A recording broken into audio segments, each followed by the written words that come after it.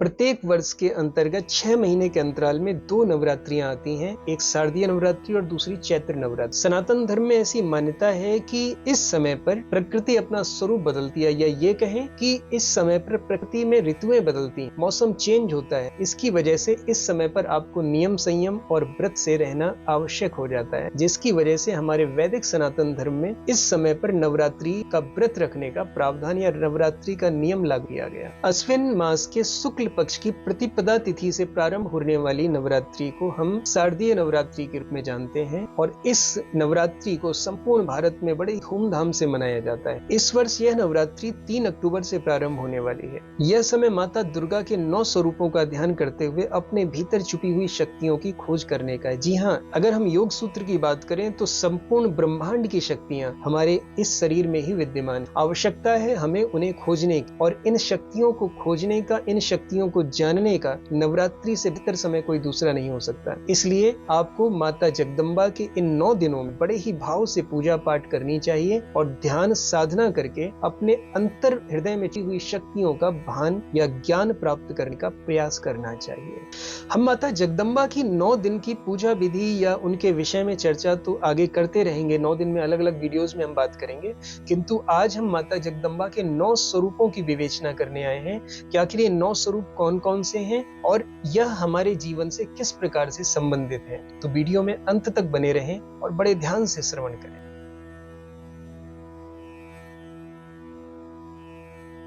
राधे राधे, जय माता दी। आप सभी का स्वागत है हमारे इस YouTube चैनल पर। आज हम माता जगदम्बा के 9 स्वरूपों के विषय में चर्चा करने वाले हैं। नवरात्रि के प्रथम दिन हम माता शैलपुत्री की पूजा करते हैं। माता शैलपुत्री कोई और नहीं अपितु माता पार्वती का ही स्वरूप है। माता पार्वती हिमालय की पुत्री हैं। हिमालय को शैल कहा जाता है, इसलिए माता पार्वती को ही शैलपुत्री के नाम से भी जाना जाता है।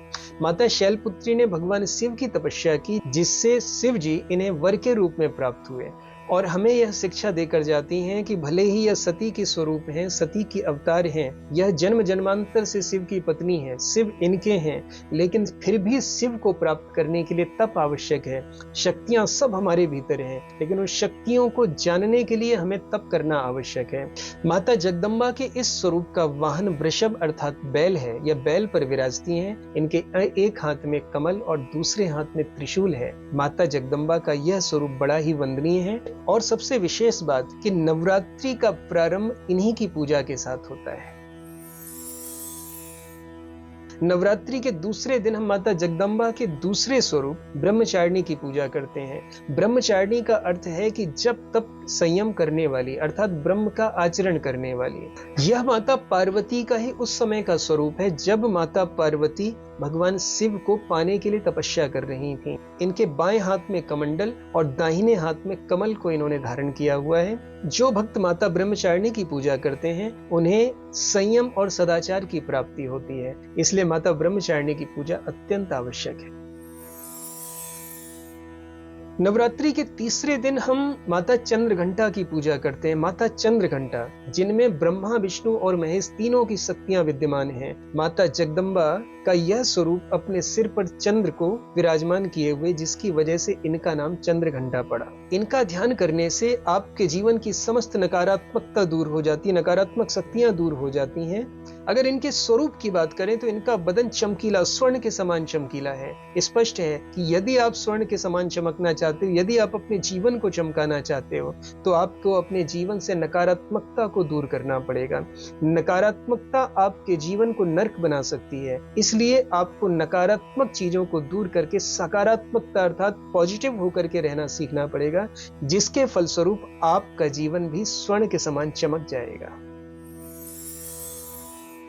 नवरात्रि के चौथे दिन हम माता कुष्मांडा की पूजा करते हैं। माता कुष्मांडा माता जगदम्बा का एक ऐसा स्वरूप है जो सदैव मंद मंद मुस्कुराती रहती हैं। ऐसा वर्णन आता है कि एक बार जब चारों तरफ अंधकार छा गया था, सृष्टि का निर्माण नहीं हो पा रहा था, तो माता कुष्मांडा की मुस्कुराहट की वजह से चारों तरफ प्रकाश हुआ और तब जाकर के सृष्टि का निर्माण सुलभ हो सका। स्पष्ट है कि यदि आपको अपने जीवन में कुछ नया करना है, यदि आप कुछ नया निर्माण करना चाहते हैं, यदि जीवन में कुछ नया पाना चाहते हैं, तो आपको हृदय से प्रसन्न रहना आवश्यक है।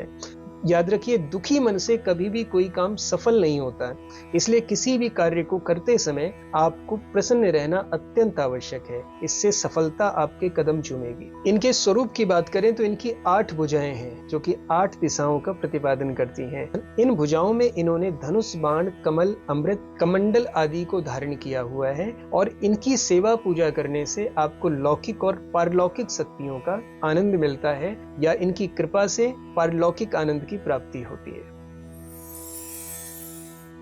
नवरात्रि के पंचम दिन या पंचमी तिथि को हम माता स्कंद माता की पूजा करते हैं। स्कंद माता साक्षात करुणा और ममता की स्वरूप हैं। इन्होंने अपनी गोद में कार्तिकेय को बिठाया हुआ है और कार्तिकेय का एक नाम स्कंद है, जिसकी वजह से इनको स्कंद माता भी कहा जाता है। ये कमल आसन पर विराजमान है, इनका वाहन सिंह है और यह हमें संदेश देती है कि हमें हृदय में सभी के लिए ममता को धारण करना चाहिए। ये संपूर्ण संसार हमारा परिवार है, इसलिए हमें सभी के लिए ममता दिखानी चाहिए। माता जगदम्बा के इस स्वरूप की 4 भुजाएं हैं, जिसमें 2 में इन्होंने कमल धारण किया है, एक को इन्होंने वर मुद्रा में और दूसरे से इन्होंने कार्तिकेय को पकड़ा हुआ है।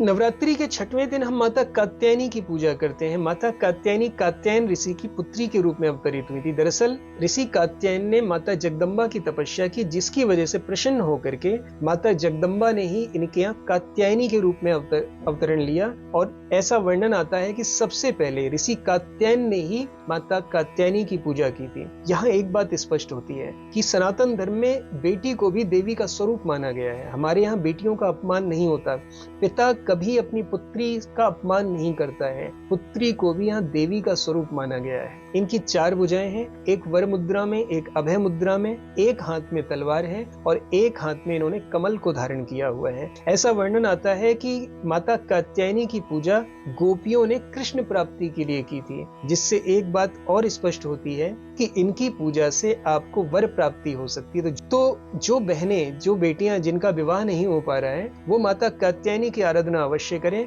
आपको उत्तम वर की प्राप्ति हो सकती है और इनकी कृपा से साधक को लौकिक और पारलौकिक आनंद की प्राप्ति होती है। नवरात्रि के 7वें दिन या सप्तमी तिथि को हम माता कालरात्रि की पूजा करते हैं। माता कालरात्रि का स्वरूप यूं तो बड़ा भयानक है, बड़ा डरावना है, लेकिन माता कालरात्रि अपने भक्तों पर खूब कृपा बरसाती हैं। देवी भागवत के अनुसार माता कालरात्रि का अवतरण रक्त बीज के संहार के लिए हुआ था। रक्त बीज एक ऐसा राक्षस था जिसके रक्त की जितनी बूंदें भूमि पर गिरती थी, उतने ही रक्त बीज तैयार हो जाते थे। तो ऐसे राक्षस का शमन करने के लिए, ऐसे राक्षस का उद्धार दमन करने के लिए माता कालरात्रि ने अवतरण लिया था और ऐसा वर्णन आता है कि इनकी पूजा से आपके शत्रुओं का नाश होता है और आपका जीवन समस्त प्रकार के भयों से मुक्त हो जाता है। इसलिए माता कालरात्रि की पूजा अवश्य ही करें। नवरात्रि के 8वें दिन या अष्टमी तिथि को हम माता महागौरी की पूजा करते हैं। शिव महापुराण और देवी भागवत में ऐसा वर्णन आता है कि माता महागौरी ने शिव प्राप्ति के लिए अत्यंत कठोर तप किया, जिसकी वजह से इनका शरीर काला पड़ गया था। इस तपस्या से प्रसन्न होकर के भगवान शिव ने इनको गौर वर्ण प्रदान किया, जिसकी वजह से इनका नाम महागौरी या गौरी पड़ गया। यह श्वेत वस्त्र और आभूषण धारण करती हैं, जिसकी वजह से इनको ही श्वेतांबरा के रूप में भी माना जाता है। इनका नाम श्वेतांबरा भी है। इनके स्वरूप की बात करें तो इनकी 4 भुजाएं हैं, जिसमें एक वर मुद्रा में, एक अभय मुद्रा में, एक हाथ में त्रिशूल है और एक हाथ में इन्होंने डमरू धारण किया हुआ है। ऐसा वर्णन मिलता है कि इनकी कृपा से, इनकी पूजा से आपके पूर्व संचित समस्त प्रकार के नकारात्मक कर्म नष्ट हो जाते हैं और आप सद्गति की ओर अग्रसर हो जाते हैं।